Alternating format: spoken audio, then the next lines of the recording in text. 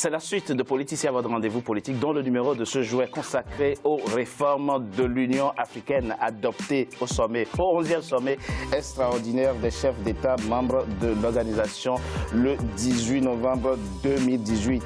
Que faire des chefs d'État qui ne s'acquittent pas de leurs cotisations? Nous avons posé la question à Pierre Moukoko Mbonjo. Il est le chef de l'unité de mise en œuvre de la réforme institutionnelle de l'Union africaine. On l'écoute, on en parle après. La décision qui a été prise consiste à renforcer le régime des sanctions. Il y a un régime des sanctions qui existe dans les textes de l'Union, mais qui n'est pas suffisamment contraignant. Les chefs d'État et de gouvernement ont décidé souverainement de renforcer le régime de sanctions. Un exemple est clair.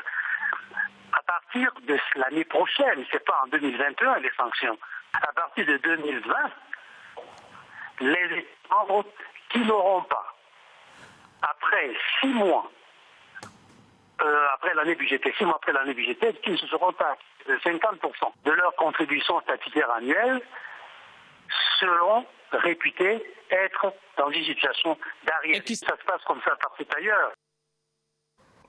Un chiffre très important avant de commencer cette partie. Le budget 2019 de l'Union africaine s'élève à 681,5 millions de dollars, donc c'est-à-dire 596 millions d'euros. Vivien Manango, quelle peut être la forme de sanction applicable aux États qui ne s'acquitteraient pas de leurs cotisations?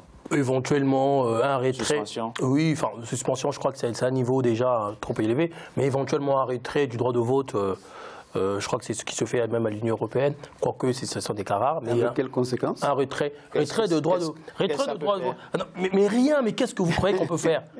Non, mais sur le plan diplomatique, c'est déjà gênant d'être exposé à la vindicte populaire. Et bien sûr, d'arriver, quand vous dites que monsieur, écoutez, vous n'avez pas le droit de vote parce que votre État n'a pas payé, et de le rendre public. Bon, alors, s'il faut être un État voyou pour considérer que c'est rien du tout, que ça n'a pas de conséquences sur l'opinion. Mais il faut dire aussi qu'un budget, 782 millions de dollars, c'était 2017, budget 2017. Bon, 2017, 782 millions 2019, 681 millions de dollars. Et 2018, 800 millions. Oui.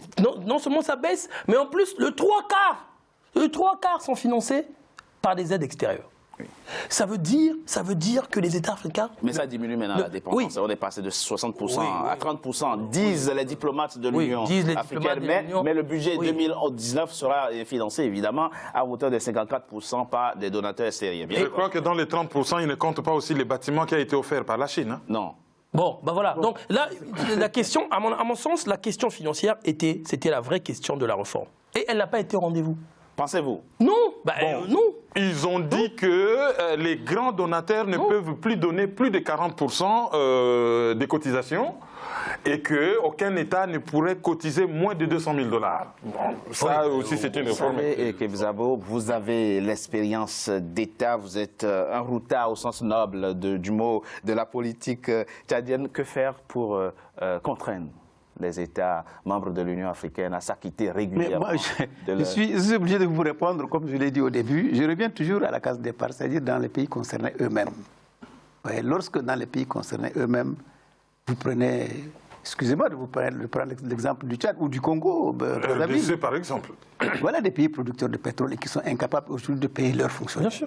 9 mois d'arrêt de salaire au Congo de l'Assemblée nationale. Au Tchad, on vient de sortir de plus de 5 mois de grève. Et votre Assemblée nationale n'est toujours pas renouvelée, faute de moyens pour organiser les législatives? Elle est à sa 7e ou 8e année, alors que son mandat est fini depuis 3 ou 4 ans. C'était le cas au Gabon aussi. C'est pour ça que je dis, revenons d'abord chez nous, balayons devant notre propre... C'est très important ce que vous dites. Faisons nos efforts. Il faut que les efforts soient d'abord des efforts nationaux. Bien sûr. Cessons d'aller parader. J'ai vu des images tout à l'heure avec nos femmes, avec le titre de première dame, qui ont un statut qui n'existe pas. Vous les alignez là, ça sert à quoi?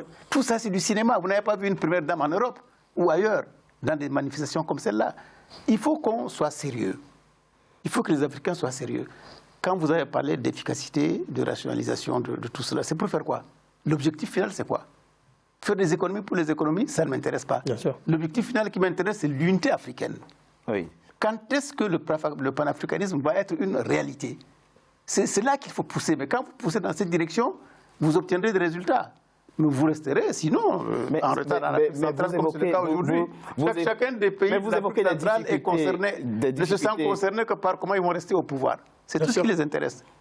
Et à ce rythme-là, ça ne peut pas avancer. Il n'y a pas de projet. Il faut que certaines générations, pas seulement d'âge, mais de durée au pouvoir, aussi tournent. C'est à ce prix-là aussi. Et ça arrive, ça vous avez... C'est en train de venir, quand vous avez les élections au Cameroun. De nombreux pays... Vous avez vu les élections au Cameroun? Oui. Je suis désolé. Ça a sauté là. Je pense que maintenant... Il y a un dynamisme nouveau. On va commencer à parler. Mais oui, mais tant que vous êtes figé, prenez un pays comme le Cameroun, le Congo, la Guinée, le Tchad, le Gabon, ils sont plus que figés. Ils sont plombés. Ils sont plombés par des régimes qui sont vieux. Vieux par l'âge de leurs dirigeants, vieux par la durée au pouvoir. Ils ne peuvent pas progresser. La longévité au pouvoir, dites-vous, serait source d'inefficacité? Absolument. Absolument. Vous ne pouvez pas me démontrer que... Mais le Maroc se porte relativement bien. Le roi n'est pas... Mais le système institutionnel n'est pas le même. Non, et puis lui-même il a quel âge? Son père a construit le Maroc dont il a hérité. Lui-même, il a quel âge? Si on a l'envie, est-ce que la question c'est réellement la durée? Mais c'est pas l'envie seulement, c'est la volonté. C'est la volonté. Si on veut vraiment travailler et développer son pays, on peut le faire. Kadhafi s'occupait bien de son pays, la Libye.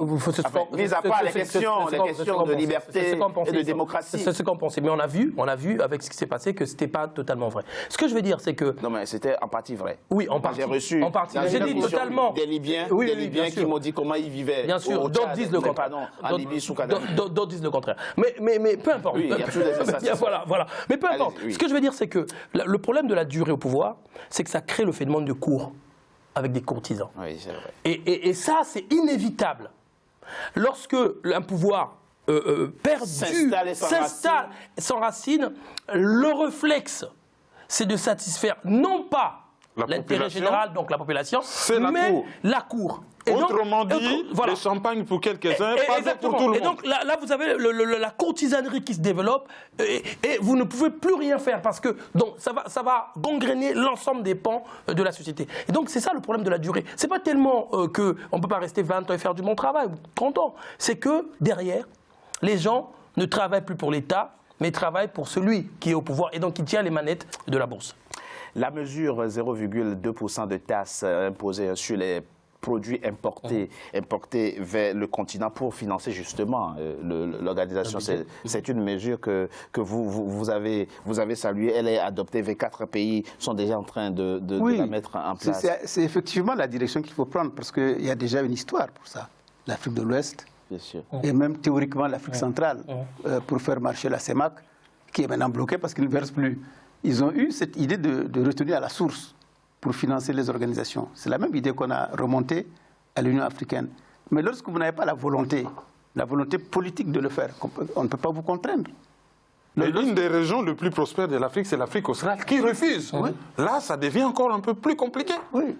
Est-ce que tout ça, toute cette difficulté que vous énumérez, ne viennent pas du fait qu'il n'y a plus de figures, de grandes figures, porteurs de projets? Oui, il n'y a pas de projet. Non, mais il n'y a pas de projet. Porteurs d'idéal. Est-ce que ça ne vient pas de là où les Nkrumah ne sont plus là, les Salis, les Lumumba, ne sont les plus Mandela, là, tout ça. Mais les Sélassiens ne sont plus là. C'est indéniable qu'il n'y a pas véritablement aujourd'hui de projet et donc de porteurs de véritables projets africains. Il n'y en a pas. C'est-à-dire que la construction de l'Union africaine aujourd'hui se fait plus sur la mode les autres le font, faisons-le. Mais il n'y a pas de rêve, d'aventure commune qui anime tout ça. Mais pour revenir à cette histoire de prélèvement 0,2%, c'est une très bonne idée, d'autant plus que les autres organisations régionales se financent comme ça. Mais il y a une idée qui doit être exploitée. Il faut une diversification des ressources. C'est fondamental. L'Union européenne a 4 sources de financement. 4 sources qui financent le budget de l'Union européenne. 4. TVA, droits de douane, RNB, puis tout ce qui est les ressources marginales du type les cotisations. Oui, mais avec les économies informelles qu'on a sur le continent. Non, mais ça sera pareil là sur l'import. Ça sera pareil, on parlera de l'économie informelle, aura aussi toujours sa place. Non, ça ne passe pas la douane, pas les ports et les... oui, mais la douane, on peut aussi très bien penser à la douane. On peut penser à la TVA. La TVA existe.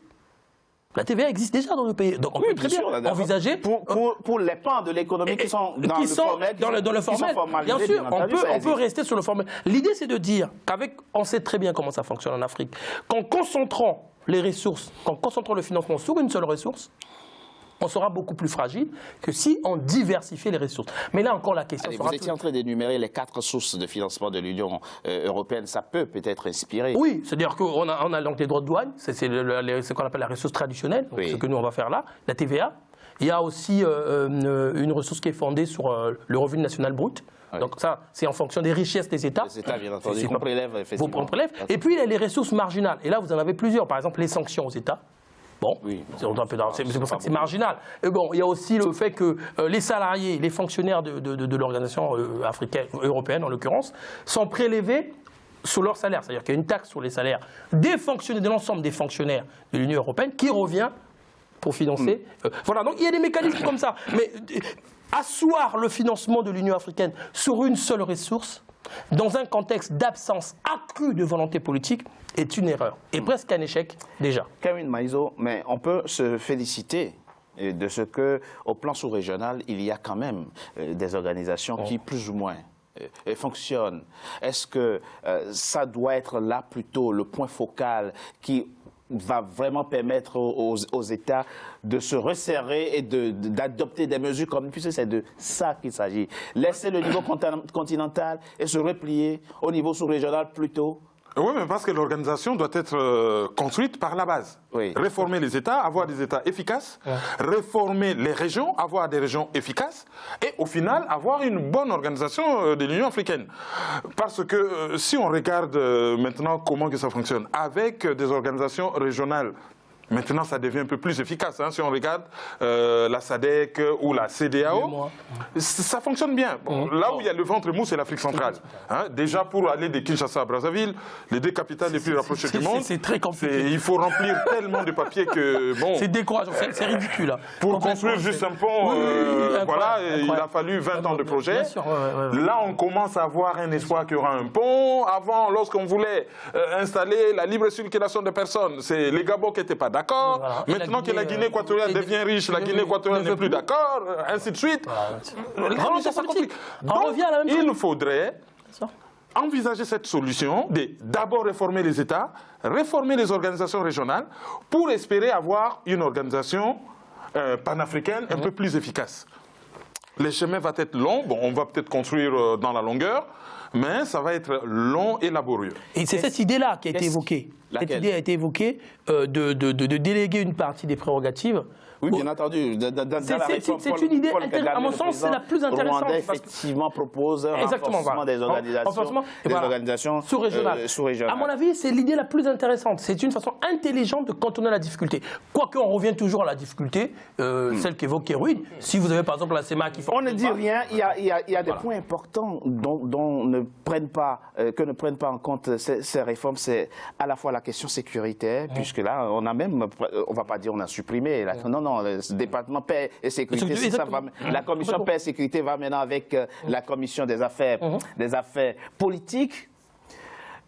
Comment faire pour que, justement, lorsqu'il y a menace réelle, avérée, de violation massive des droits de l'homme, on tire sur la sonnette d'alarme et que l'Union africaine agisse très rapidement? C'est impossible. Et que ne viennent pas constater. C'est impossible. Ce n'est pas possible pour le moment. C'est-à-dire que dans la configuration actuelle de l'Union, tant que certains verrous ne seront pas n'auront pas sauté, on ne peut pas avancer. Je vous ramène toujours à nos pays. Mais quand vous se dit que c'est une fatalité finalement. Vous ne pouvez pas faire autrement, c'est peut-être une fatalité, mais tant que chez vous-même vous êtes incapable de faire quelque chose, vous n'allez pas pouvoir le réussir ailleurs. Alors, je voudrais relativiser un peu le succès dont parle même de la CEDEAO. La CEDEAO aujourd'hui, lorsque vous regardez de très près le fonctionnement, mais il n'y a pas une libre circulation des personnes et des biens comme on le dit. On est d'accord. On est tout à fait d'accord. Il y a beaucoup de blocages sur la pratique de tout ça. On est tout à fait d'accord. Mais vous ne pouvez pas, dans des économies informelles comme les nôtres, dans des États en construction qui refusent de devenir des États modernes, vous ne pouvez pas parler d'un prélèvement quelconque de 2,2% et penser que ce sera effectif. Bien sûr. Ils vont vous le déclarer sur quelle base? Non, c'est du flanc. Comment est-ce qu'on va vous C'est du flanc. déclarer ça? C'est du... Nous avons des économies informelles, nous avons Qui des ne États nous dit presque pas que ça sera informels. détourné? Bien sûr. C'est ça le problème. Non, il s'agit, M. Kevzavo, de produits importés. C'est des produits importés plus que de les l'extérieur frontières. du Bien continent. sûr. Et alors Mais ça veut dire que ça passe pas les Mais ports, puisque ça les passe douanes pas ne les fonctionnent pas Mais on sait normalement, comment ça se passe puisque en douane. tout le système moderne qu'on nous a proposé Bien sûr. de traçage depuis l'Europe jusque chez nous, à un moment donné, ne fonctionne pas. Puisqu'on nous a proposé la réforme en profondeur de nos douanes pour les moderniser, leur permettre d'avoir des recettes, et que en même temps, les douanes Alors, sont moi, je parfois suis- informelles. Donc la défaillance, dites-vous, des États. services de douane, mais respectons quand même certains États où des efforts sont faits. On ne peut sûr, pas bien comme sûr. ça jeter du discrédit sur l'ensemble des services Monsieur des Numa, douanes. Malheureusement, c'est comme ça. Malheureusement, Je suis d'accord. Mais lorsqu'un je suis président moins- je comme suis Déby moins va sceptique. nommer, Oui. lorsqu'un président comme Déby va nommer son neveu Directeur des de douanes. 24 ou 25 ans, directeur des douanes, qui n'a aucune formation de base, qui n'est pas plus douanier que vous ou moi, qui n'a que des critères de grade, peut-être il est colonel à son âge, c'est très bien, il n'y a rien d'autre. Mais comment voulez-vous que ce garçon-là ait assisté à des réunions internationales sur les douanes et vienne défendre le dossier du Tchad? Qu'est-ce que vous attendez donc du Tchad, de vos 0,2% à l'Union africaine? C'est très important ce que Mais vous oui, dites. mais c'est tout ça. Bien sûr. C'est tout ça. Déjà, à propos de ce que vous dites, à une certaine époque, beaucoup de ministres des Finances africains avaient du mal à aller débattre au sein de l'Organisation mondiale du commerce, à telle enseigne qu'il y a eu un séminaire au Maroc. Non, C'est pour mais ça qu'on a ce n'est signé pas- l'OMC sans Mais en regarder, même temps, il faut sans relativiser. comprendre. Il faut relativiser quand même. Il faut relativiser. Ce n'est Bien pas sûr, parce bien sûr. que je ne sais pas Oui. manier les termes macroéconomiques comme les experts Bien du sûr, FMI que je suis bien mauvais sûr. économiste. Bien sûr, On bien peut être sûr, très bon économiste bien sûr, sans jamais bien sûr. quitter Et son d'ailleurs, pays. connaître les on a systèmes vu des dans très lesquels bons on ministres évolue. de l'économie dans notre Et pays les- sans être économistes de formation. Et les femmes qui sont dans Bien le sûr, marché bien sûr, sont bien des sûr, vrais bien sûr. économistes Bien sûr. qui n'ont pas fait Oxford. Je suis moins voilà. pessimiste quand même sur ce point-là hein, Oui. que le député. Pourquoi Parce que je crois qu'on peut réfléchir à d'autres solutions. Cette idée de dire, je crois, c'est là où l'erreur, c'est que on a vu à 30, les Européens n'arrivent pas. Hein, c'est aussi compliqué. Hein.